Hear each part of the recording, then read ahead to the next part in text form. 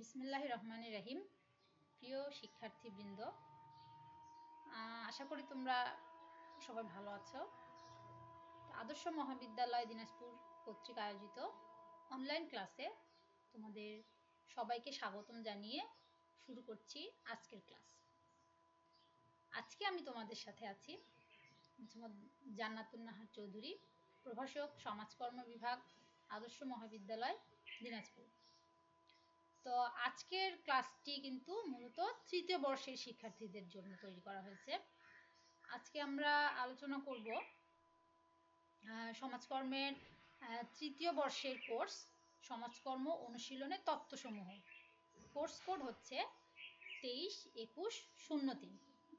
তো এই কোর্সের আমরা প্রথম অধ্যায়ে কিছু বিষয় নিয়ে আলোচনা করব। প্রথম অধ্যায়ের নাম হচ্ছে সমাজকর্ম তত্ত্বের বিকাশ। ঠিক আছে, এই তত্ত্বের কিছু বিষয় নিয়ে আমরা আলোচনা করব। তো প্রথম অধ্যায়ে আছে হচ্ছে কি তত্ত্বের বিকাশ। তাহলে অবশ্যই আমাদেরকে তত্ত্ব সম্পর্কে আগে জানতে হবে তত্ত্বটা কি। যেহেতু আমাদের কোর্সের নামই কিন্তু সমাজকর্মের অনুশীলনের তত্ত্বসমূহ, তাই তো? তাহলে তত্ত্ব সম্পর্কে আমাদেরকে জানা দরকার।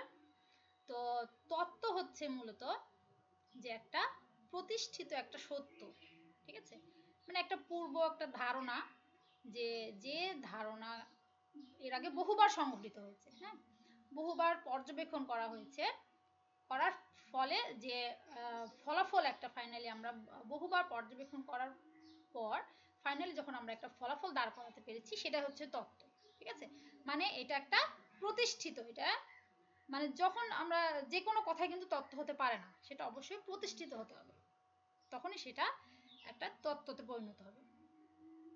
এখানে বলা হয়েছে যে কোনো বিষয় বা ঘটনা পর্যবেক্ষণকৃত ও প্রতিষ্ঠিত এমন সত্যকেই তত্ত্ব বলে। অর্থাৎ তত্ত্ব কি, যে তত্ত্ব হচ্ছে কোনো ধারণা সম্পর্কে একটি সাধারণ একটি বিবৃতি। ঠিক আছে, তত্ত্ব হচ্ছে বৈজ্ঞানিক পদ্ধতির, কিন্তু এটা কিন্তু বৈজ্ঞানিক পদ্ধতির একটি চালিকা শক্তি, মনে থাকবে। অর্থাৎ তত্ত্বের মাধ্যমে মানুষের চিন্তায় আসা বিভিন্ন প্রশ্নের উত্তর পাওয়া যায়। যখন আমাদের মাথায় বিভিন্ন ধরনের প্রশ্ন ঘুরপাক খায় যে এটা কোথা থেকে আসলো, এটা কিভাবে হলো, তখন আমরা সেই বিষয় সম্পর্কে যখন পর্যবেক্ষণ করতে থাকবো, পর্যবেক্ষণ করার ফলে যখন আমরা একটা প্রতিষ্ঠিত একটা সত্য দাঁড় করাতে পারবো, তখনই কিন্তু সেটা তত্ত্বতে পরিণত হয়ে যাবে। তাহলে আমরা তত্ত্ব সম্পর্কে জানতে পারলাম। তাহলে তত্ত্বের একটি সংজ্ঞা আমরা তোমাদেরকে জানাতে পারি যে B.R. বাজেস্কি তত্ত্ব সম্পর্কে যে সংজ্ঞাটি দিয়েছেন সেটি হচ্ছে যে একটি বিরাট সংখ্যক ঘটনা বা নিরীক্ষণকে বিবেচনার জন্য সংঘটিত পরস্পর ক্রিয়াশীল সম্পর্কযুক্ত অথবা স্বতন্ত্র নীতির সমষ্টি হচ্ছে তত্ত্ব। ঠিক আছে, তাহলে তত্ত্ব সম্পর্কে আমরা মোটামুটি একটু হলেও জানতে পারলাম। তো তত্ত্বের এই যে তত্ত্বগুলো রয়েছে, এই সমাজকর্ম অনুশীলনে কিন্তু আমরা এই তত্ত্বগুলো কিন্তু বহুবার ব্যবহার করে থাকি। ঠিক আছে, এই সমাজকর্ম অনুশীলনের ক্ষেত্রে বেশ কিছু তত্ত্ব রয়েছে, যেগুলো হচ্ছে যেমন অনুশীলন তত্ত্ব বা প্র্যাকটিস থিওরি, তারপর আসছে মনোসমীক্ষণ তত্ত্ব বা সাইকো অ্যানালাইটিক থিওরি, এরপর আসবে ব্যবস্থা তত্ত্ব, হচ্ছে সিস্টেম থিওরি, তারপর ভূমিকা তত্ত্ব, হচ্ছে রোল থিওরি, এরপর আসছে সংকট তত্ত্ব বা ক্রাইসিস থিওরি, যোগাযোগ তত্ত্ব, কমিউনিকেশন থিওরি, তারপর আছে মনোসামাজিক তত্ত্ব বা সাইকোসোশ্যাল থিওরি যেটাকে আমরা বলি, ব্যক্তি স্বাতন্ত্র্যবাদ তত্ত্ব বা ইন্ডিভিজুয়াল থিওরি। তোমাদেরকে কিন্তু অবশ্যই ইংলিশ টার্মসগুলোও কিন্তু তোমাদেরকে জানতে হবে। ঠিক আছে, পরীক্ষা অনেক সময় এই মানে কোশ্চিনের কিন্তু ইংলিশ টার্মেও অনেক সময় কোশ্চিন আসে, ওসব এগুলো তোমাদেরকে জানা দরকার। এবং ভাইভাতেও কিন্তু অনেক সময় ইংলিশে তোমাদেরকে জিজ্ঞেস করতে পারে, তোমরা বাংলাটা জানো কিন্তু অনেক সময় হয়তো এর ইংলিশটা জানো না, সেই জন্য তোমাদেরকে পাশাপাশি ইংলিশটাও জেনে রাখতে হবে। এরপরে আরও দুটো থিওরি রয়েছে, যেমন সমাজতন্ত্রবাদ তত্ত্ব রয়েছে, যেটা হচ্ছে সোশ্যালিজম থিওরি, আর একটা রয়েছে শিক্ষণ তত্ত্ব বা লার্নিং থিওরি। ঠিক আছে, তো সমাজকর্ম অনুশীলনের ক্ষেত্রে আমরা এই তত্ত্বগুলোর ব্যবহার সচরাচর লক্ষ্য করে থাকি। তো আমরা আজকে কি পড়ব? ভূমিকা তত্ত্ব। ঠিক আছে, আজকে আমরা ভূমিকা তত্ত্ব নিয়ে আলোচনা করব। ভূমিকা তত্ত্বটা মূলত কি? ভূমিকা, ভূমিকা বলতে আমরা কি বোঝাচ্ছি?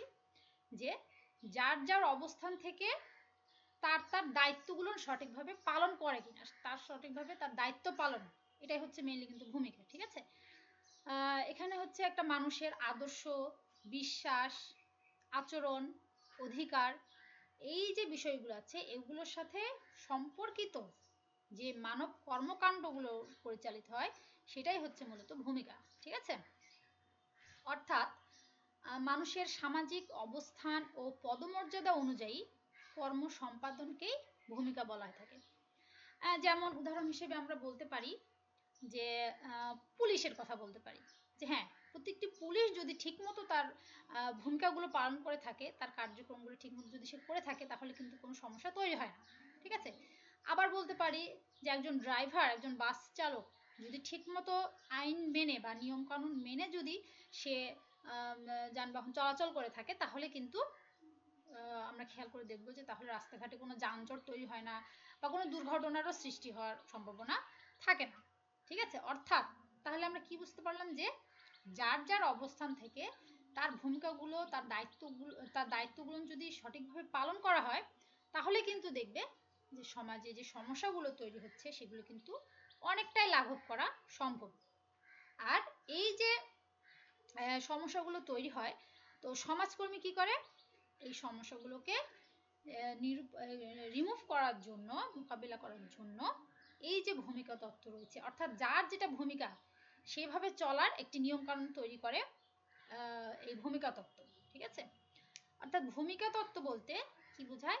মানুষের ভূমিকার পুনরুদ্ধার বা সংরক্ষণ সম্পর্কিত আচরণগত একটা তত্ত্বকে বোঝায়।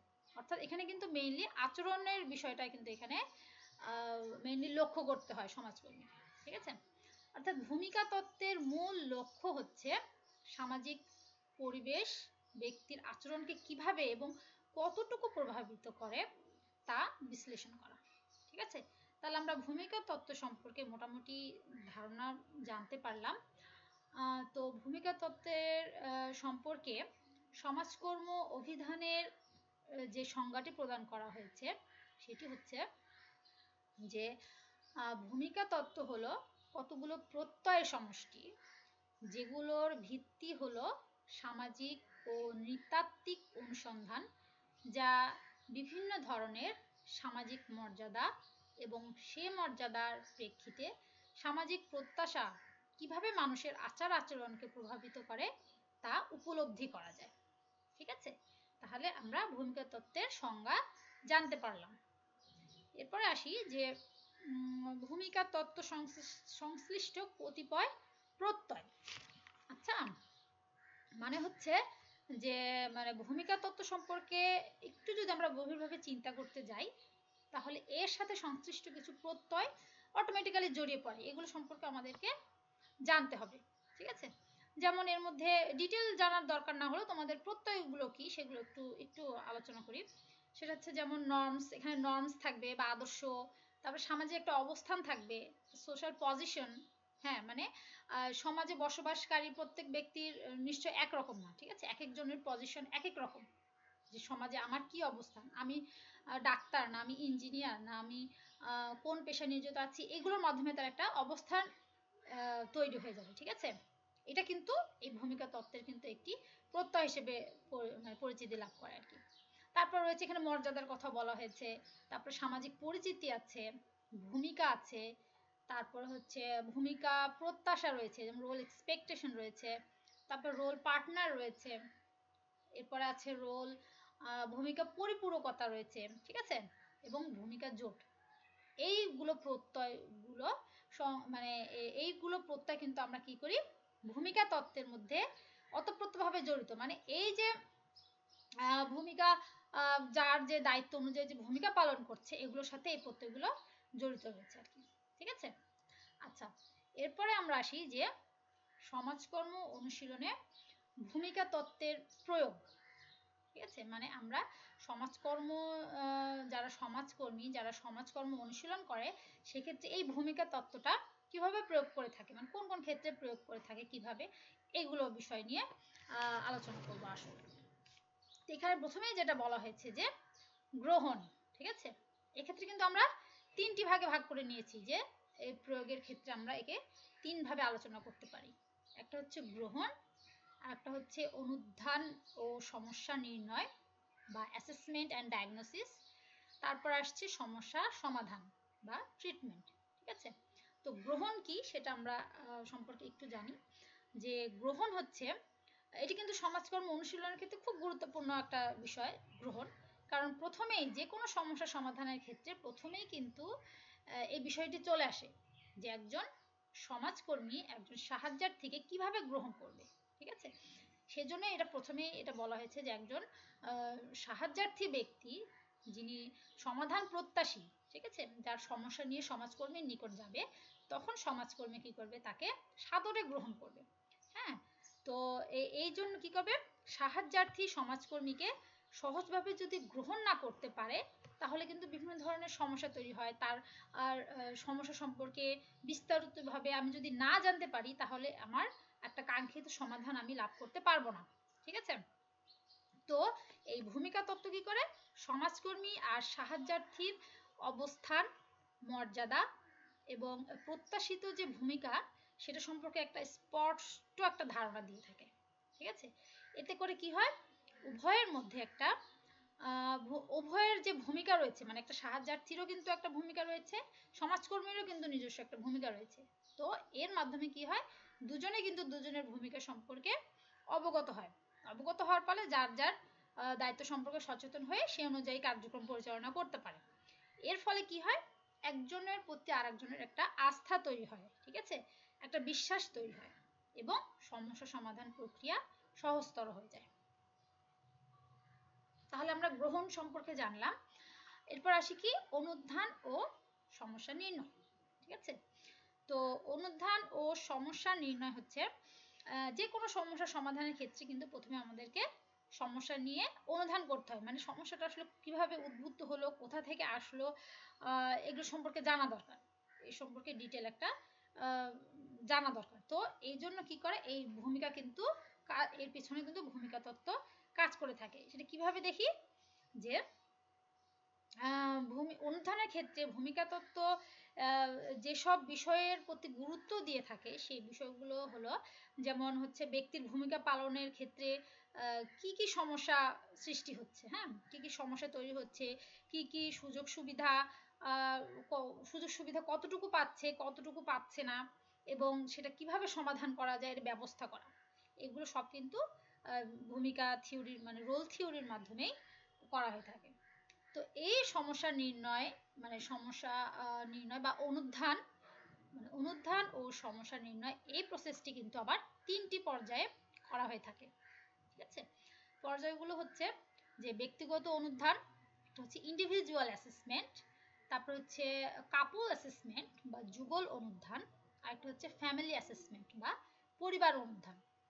তো ব্যক্তিগত অনুধান বলতে আমরা মেইনলি বুঝতেছি ব্যক্তিগত, মানে তোমার নিজস্ব একজন ব্যক্তির যে নিজস্ব সমস্যা, তার পার্সোনাল কোনো প্রবলেম, যেমন হতাশা হতে পারে, এরকম, তারপর টেনশন হতে পারে, সে মাদকাসক্ত হতে পারে, অসামাজিক কোনো কার্যকলাপ সে লিপ্ত হতে পারে, এরকম কোনো সমস্যা যা ব্যক্তির ব্যক্তিগত কোনো সমস্যা আর কি। তো এই সমস্যাগুলো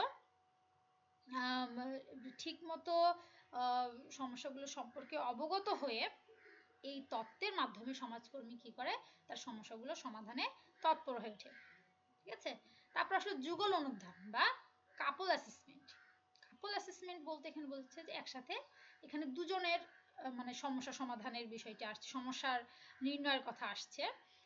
এক্ষেত্রে কাপল অ্যাসেসমেন্ট বলতে স্বামী স্ত্রীর কথা যদি আমরা বলি, যে স্বামী স্ত্রীর একত্রে চলাফেরার ক্ষেত্রে বিভিন্ন ধরনের সমস্যা তৈরি হতে পারে। তো এই সমস্যাগুলো নির্ণয় এবং তাদের সচেতন করে তোলার ক্ষেত্রে কিন্তু সমাজকর্মী কি করে, এই ভূমিকা তত্ত্বের প্রয়োগ করে থাকে। তারপরে কি আসছে, যে ফ্যামিলি অ্যাসেসমেন্ট বা পরিবার অনুধান। পরিবার অনুধান বলা হচ্ছে যে এখানে পরিবারে কিন্তু একাধিক লোকের বসবাস, ঠিক আছে, আমরা বাবা মা ভাই বোন চাচা চাচি সবাই মিলে একটা পরিবারে আমরা বসবাস করি। তো এখানে একাধিক লোকের ভূমিকাও কিন্তু একাধিক রকম, ঠিক আছে, এক একজনের ভূমিকা বা এক একজনের দায়িত্ব কিন্তু এক এক রকম। তো একটি সংসারে থেকে, একটি পরিবারে থেকে যখন সবাই দায়িত্বগুলো সম্পর্কে সচেতন না হয়ে তাদের কাজগুলো পরিচালনা করে থাকে, তখনই কিন্তু সেই পরিবারে কিন্তু সমস্যা তৈরি হতে পারে। তো এক্ষেত্রে সমাজকর্মী কি করে, এই সমস্যাগুলো মানে পরিবারের বিভিন্ন ব্যক্তিগুলো যে দায়িত্ব পালন না করার ফলে যে সমস্যাগুলো তৈরি হচ্ছে, এগুলো সম্পর্কে মানে পরিবারের সদস্যদেরকে অবগত করে থাকে। এটা কিন্তু এই ভূমিকা তত্ত্বের মাধ্যমেই করে থাকে আর কি। তো এরপর আসি আমরা সমস্যা সমাধানের যে ট্রিটমেন্ট আসলে কি, ঠিক আছে, ভূমিকা তত্ত্বের প্রয়োগের ট্রিটমেন্ট, সমস্যার সমাধান। তো এখানেও কিন্তু আমরা 3টি পর্যায়ে কিন্তু এটা আলোচনা করে থাকব, যে প্রথমে ব্যক্তিগত সমাধান, তারপরে হচ্ছে দলীয় সমাধান, তারপর হচ্ছে পারিবারিক সমাধান। ব্যক্তিগত সমাধান বা ইন্ডিভিজুয়াল ট্রিটমেন্টটা কিভাবে করব, যে এখানে ব্যক্তিগত সমস্যা, এটা ব্যক্তিগত পর্যায়ে কিন্তু তাকে সমাধানটা দিতে হয়, ঠিক আছে, এখানে ব্যক্তি নিজে একাই কিন্তু তাকে সমাধানটা দিতে হবে। তো এক্ষেত্রে ব্যক্তিগত অসঙ্গতি যদি লক্ষ্য করা যায়, বেশি ব্যক্তিগত অসঙ্গতি লক্ষ্য করা গেলে বা ব্যক্তির ভূমিকার কোনো ত্রুটি যদি লক্ষ্য করা যায়, সেক্ষেত্রে সমাজকর্মী কী করবে, সেটা তাকে ধরিয়ে দেবে। তোমার এই ত্রুটিগুলো দেখা গেছে বা তোমার এই ভুলগুলো তাকে ধরিয়ে দেওয়ার মাধ্যমে তাকে সমাধানে উদ্বুদ্ধ করবে, ঠিক আছে। এটা হচ্ছে এই রোল থিওরির মাধ্যমে এটা সমাজকর্মী করে থাকবে আর কি। এরপর আসি দলীয় সমাধান, যেটা গ্রুপ ট্রিটমেন্ট আর কি। সেটা হচ্ছে কি, যে সমাজকর্মী দলীয় সদস্যদের সমস্যার সমাধানে এটা প্রচেষ্টা চালাবে। হ্যাঁ, এখানে সদস্যদের আচরণ থাকবে, অক্ষমতা, তারপরে হচ্ছে ভূমিকা পালনের ধরন, এই যে প্রভৃতি বিষয়গুলো, এগুলো পরিমাপ করে ভূমিকা নির্ধারণে সমাজকর্মী কি করে, এই ভূমিকা তত্ত্বটি প্রয়োগ করে থাকে। এছাড়াও দলের সদস্যদের সচেতন করে তোলা, তাদের ভূমিকা পালনে সক্ষম করে তোলা, এগুলো হচ্ছে সমাজকর্মী করে থাকে। তারপরে হচ্ছে পারিবারিক সমাধান, ঠিক আছে, এখানে যে পারিবারিক সমাধান বা ফ্যামিলি ট্রিটমেন্ট, এখানে বলা হচ্ছে যে পরিবার ও তার সদস্যদের মধ্যে নানা যে সমস্যাগুলো বিরাজ করবে, সেই সমস্যাগুলো অনুধানের মাধ্যমে কি করবে, একটা সমাধান নির্ণয় করা, ঠিক আছে। সমস্যা তো আমরা আগেই নির্ণয় করেছি, এই সমস্যাটা কিভাবে সমাধান করা যায় সেটা নির্ণয় করা। অর্থাৎ সমাজকর্মী সদস্যদের সমস্যা চিহ্নিত করে তার সমাধানে ভূমিকা পালন করেন। এজন্য কি করতে হয়, সদস্যদের ভূমিকা পালনে উদ্বুদ্ধ করতে হয়, এবং সমাজকর্মী এক্ষেত্রে এই যে রোল থিওরি, এটা কিন্তু ব্যবহার করে থাকে, ঠিক আছে। তাহলে আমরা হচ্ছে সমাজকর্ম অনুশীলনের যে ভূমিকা তত্ত্বের যে প্রয়োগ সম্পর্কে বিস্তারিত জানলাম। এরপরে আমরা আসি যে ভূমিকা তত্ত্বের গুরুত্ব, মানে কোন কোন ক্ষেত্রে আসলে এটি কতটুকু গুরুত্ব বহন করে থাকে এই সম্পর্কে আমরা জানি, বা ইম্পর্টেন্স অফ রোল থিওরি সম্পর্কে আমরা একটু জানি। যে এটা হচ্ছে প্রথমেই যে বিষয়টা আসছে সেটা হচ্ছে সাহায্যার্থী ও সমাজকর্মীর মধ্যে সুসম্পর্ক। এখানে আমরা প্রথমে কি বুঝলাম, যে সমস্যা সমাধান কিন্তু এককভাবে হয় না, ঠিক আছে। এখানে যেহেতু একজন সাহায্যার্থী ব্যক্তি থাকবে এবং সমাধানের জন্য অবশ্যই সমাজকর্মী থাকবে, তাহলে সাহায্যার্থী ব্যক্তি এবং সমাজকর্মীর মধ্যে যখন একটি সুসম্পর্ক তৈরি হবে, তখনই কিন্তু সমাধান প্রক্রিয়াটা একদম যথাযথ হয়ে থাকবে, ঠিক আছে। তো এক্ষেত্রে ভূমিকা তত্ত্ব গুরুত্বপূর্ণ ভূমিকা পালন করে থাকে। মানে তাদের মধ্যে পারস্পরিক একটা সম্পর্ক তৈরির মাধ্যমে, তাদের মধ্যে ভীতি দূর করার মাধ্যমে, তাদের নিজস্ব দায়িত্বগুলো পালনের মাধ্যমে কিন্তু এই ভূমিকা তত্ত্ব এখানে গুরুত্বপূর্ণ ভূমিকা পালন করে থাকে। এরপর আসছি ভূমিকা পালনে সক্ষম করে তোলা।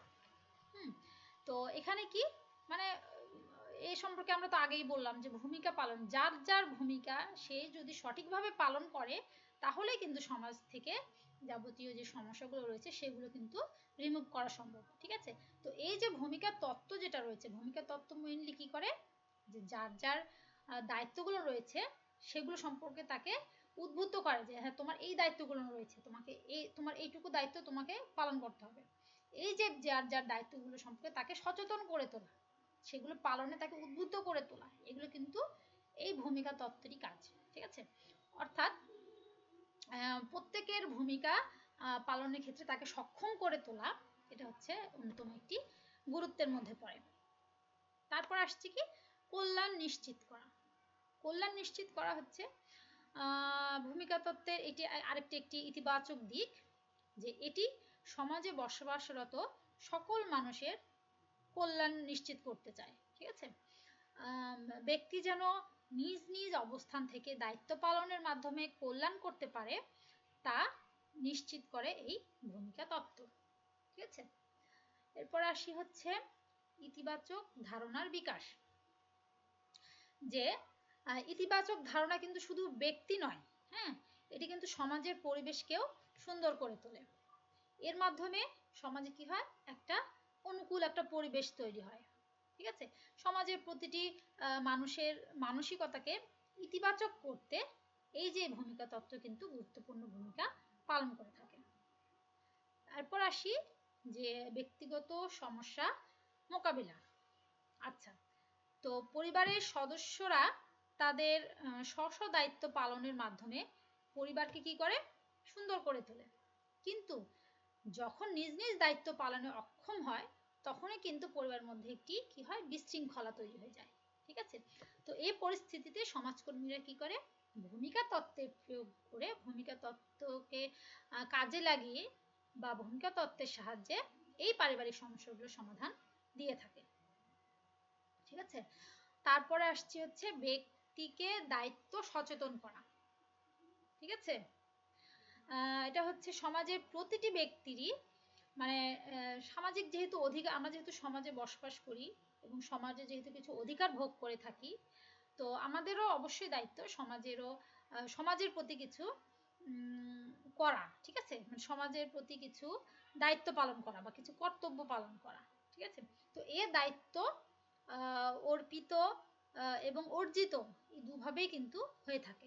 ঠিক আছে, তো দায়িত্ব পালনের মাধ্যমে মানুষ কিন্তু ধীরে ধীরে যে যত দায়িত্ব পালন করছে আমরা কিন্তু সবাই তাকে মর্যাদাবান বলে থাকি, যে না সে এতগুলো দায়িত্ব, তার দায়িত্বগুলো সঠিকভাবে পালন করে থাকছে, আমরা কিন্তু একটু হলেও তাকে মর্যাদা দিয়ে থাকি সমাজে। ঠিক আছে, তো মানুষ যেন নিজ যোগ্যতা অনুযায়ী দায়িত্ব পালন করতে পারে, সেক্ষেত্রে ভূমিকা তত্ত্ব কি করে, তাদের প্রত্যেকটি ব্যক্তিকে সচেতন করে তোলে।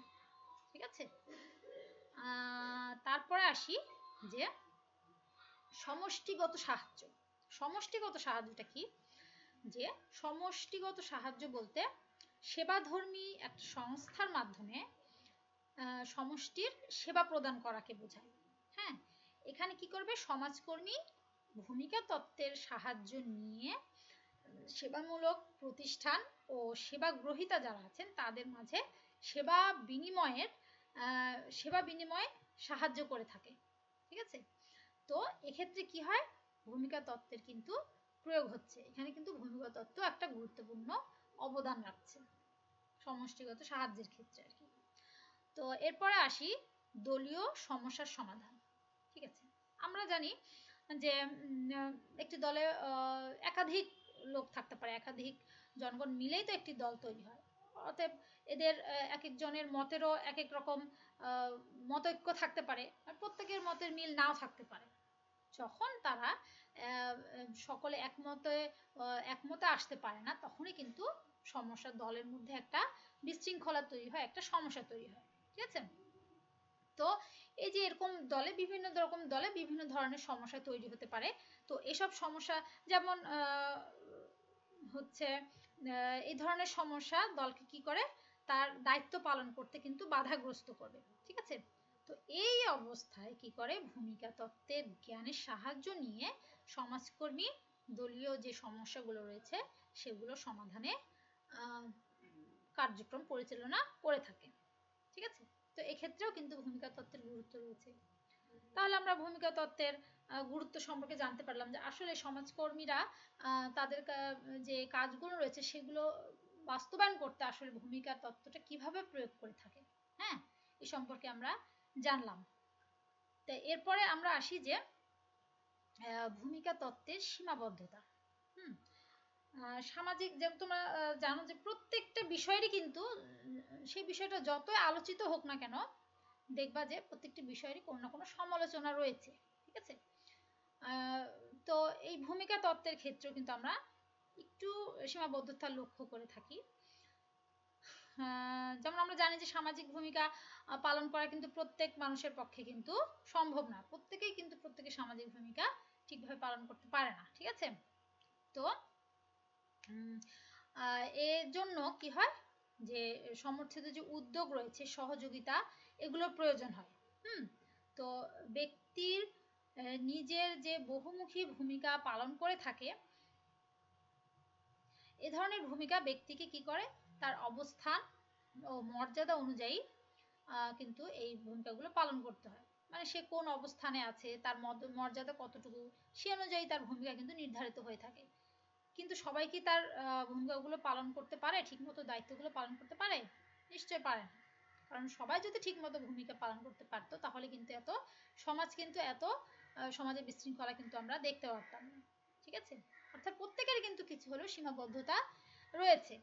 তো এই তত্ত্বেরও যে সীমাবদ্ধতাগুলো রয়েছে, সেগুলো আমরা আসি যে কি কি সীমাবদ্ধতাগুলো আসলে আমরা দেখতে পারি। যে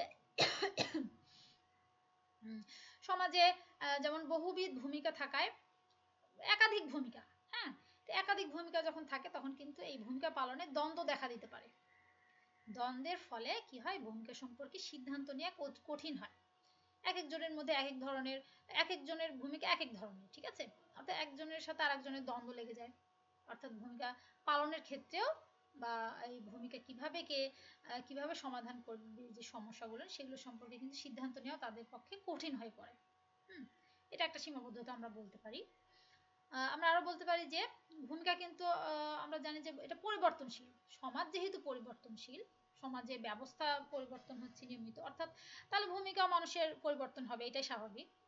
তো এই যে সামাজিক পরিবর্তনের কারণে মানুষের এই ভূমিকারও কিন্তু পরিবর্তন হয়ে যাচ্ছে। এটা একটা সমস্যা যে এক এক সময় পূর্বে আমার ভূমিকা ছিল একরকম, সমাজ পরিবর্তন হয়ে যাওয়ার ফলে এখন কিন্তু আমার আরেক ধরনের ভূমিকা তৈরি হয়ে যায়।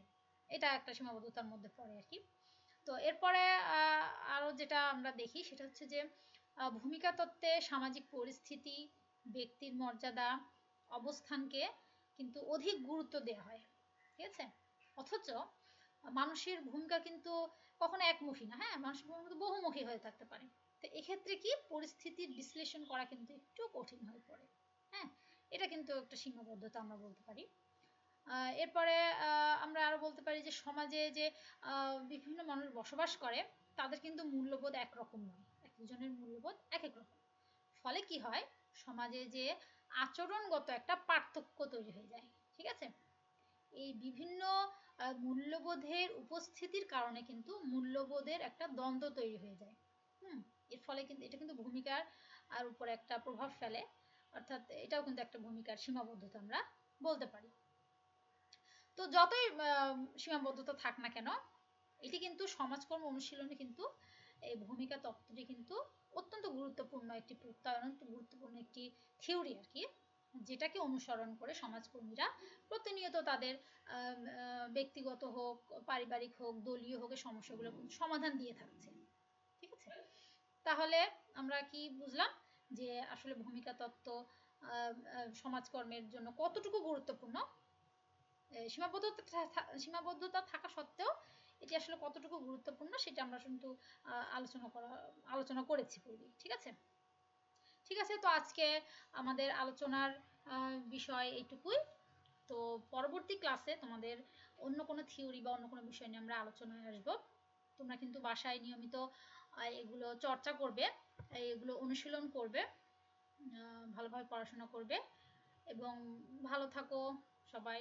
নেক্সট ক্লাসে দেখার জন্য আমন্ত্রণ জানিয়ে আজকে আমি বিদায় নিচ্ছি। আল্লাহ হাফেজ।